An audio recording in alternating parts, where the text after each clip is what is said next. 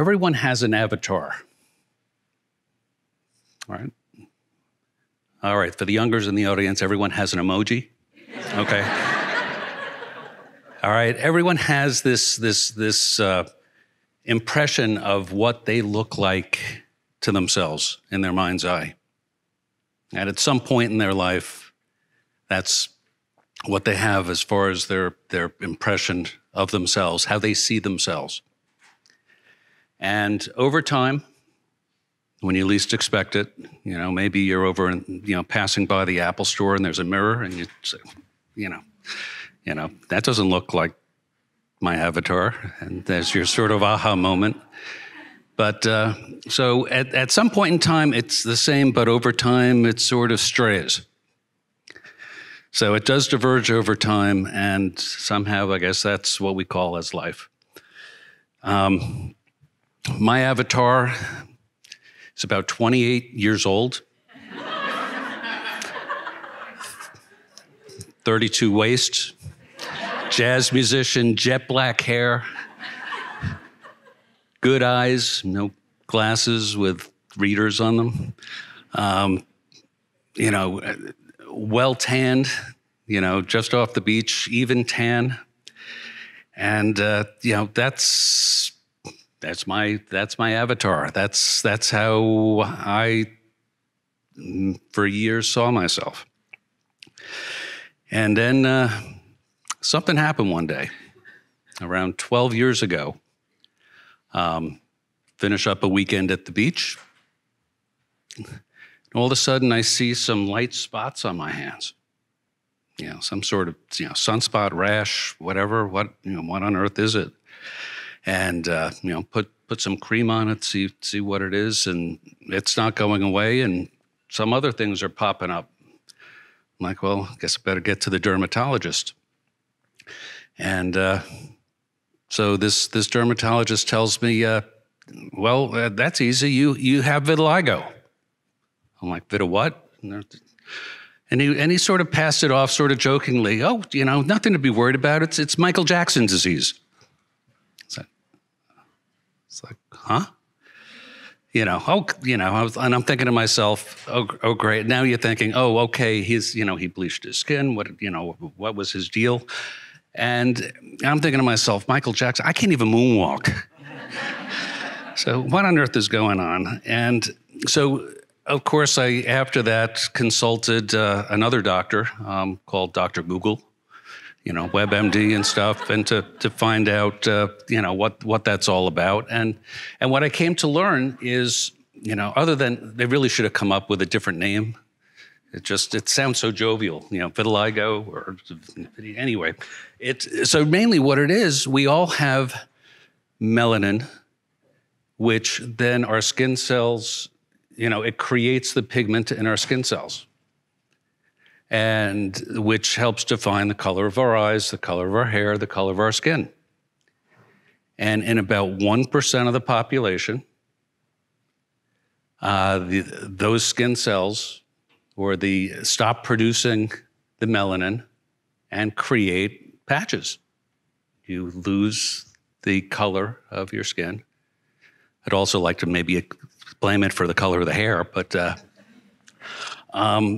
so, you know, well, this is really strange.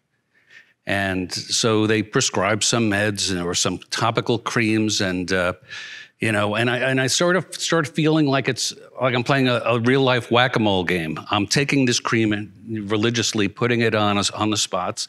Wake up the next day, and there's nothing happened to those spots, but there's other spots. So all of a sudden, this is something. This is the real deal. And in researching it, you realize, okay, this affects 1% of the population. There is no cure. There are treatments, but nothing is permanent. And now all of a sudden, it's affecting the way I look. It's affecting, and now some of you may know this about me. I've had this now for about 12 years. Some I may have told, some I've told but not shown. Others you may just be learning about this because mainly I take great care to try to cover it. It's, you know, it's in it. It does not. It affects you physically, but it's not terminal. And the medical community really doesn't embrace it because the insurance community pretty much says, "Oh, it's cosmetic." So it's tough. It affects my physical appearance, and I take great care to cover it, to disguise it. But honestly, for those of us who have it, it really, affects the self-esteem. You wake up, it's one thing to say, all right, I look in the mirror and, this is not the me I know. This is not the way I see myself. So anyway, show of hands. Anyone been left when someone says, hey, high five, and you're sort of, come on, hands up. And high five, and then they sort of say, down low, too slow. It's okay. No, okay. So I guess I'm the only one who's still okay. Okay, you can put it down now. All right, but and as a kid, how did that feel when that happened to you? You sort of, well, that was sort of the dumb move. But now in a work environment, the real shocker was when I'd meet people and go to shake their hand, and they pull away. Why? Because they think it's contagious. It's not contagious. It's not infectious. It's a skin condition that's mine and mine alone. But others don't know that. So that directly affected the way others looked and acted towards me, and affected the way I was able to relate to people and relate to myself. So there's our high five, down low, too slow. And not only is another thing that one helps this condition spread is stress. So let's find a condition that's sort of stressful and create the cycle. So it does weigh heavily on the mental health of those who have this. On the self-esteem, it changes the way we look at ourselves and look at others. So to quote a famous ice skating celebrity, why me? All right, I should be going like that now. What are the odds? 1%. 1% of the population pretty much has this.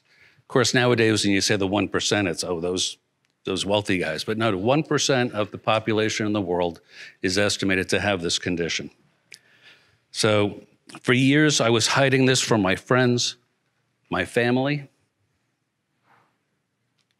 or even worse, wondering if this condition might be hereditary, and so how is that going to help my kids in their dating pool? So, and really, I hide it from myself. I don't want this, and for years, and I've made it a point not to have this disfiguring condition define me. I don't want to be defined as the dude with vitiligo or Scott with the spots or whatever you want to call it. I mean, as a kid, it's got to be catastrophic in the tone of bullying. So, and in a professional services firm, looks, image, perception matters. So it's really tough. And for quite a number of years, I'm enough of an introvert as it is. This certainly helped me hide behind my dual screens. And really was, it doesn't affect my professionalism and technical capabilities and abilities. However, we're out there in a service business, and the last thing that any of us want to have is a distraction that would affect our performance and the firm's performance. So, how to get out of the Picasso blue period, or what would some may say the Walters beige period. It really did take continual support and encouragement from my wife. You know, it's easy for them to all say, oh, I don't notice it. You know, it's like, oh, I don't notice that spot on your ear. Yes. Okay, well, if you didn't notice it, then how'd you know it was on my ear? But really, that's, I mean, it really did take enough to say, look, this does not define, it's a part of me, but it's not defining me, and it certainly, you can't let it affect you. So obviously, the difference between my avatar and my me has changed over my life. But really, vitiligo is a condition. It's not a terminal disease. I checked with Google, and they've told me that. So in wrapping up, we often find ourselves in situations where we feel that life is not treated us fairly. Whether we've made an investment in real estate and the market crashed, whether we have a disfiguring skin condition, or even if we just got a 74 on the CPA exam. I'm not asking for hands on that now. Okay. Yes. All right. But in wrapping up, it's okay to feel vulnerable. That happens in life. Life happens. However, please don't allow yourself to become the victim of the circumstances. Rise above it and what matters, and get past it, and you'll be stronger and better for it. Thank you. Beautiful, beautiful.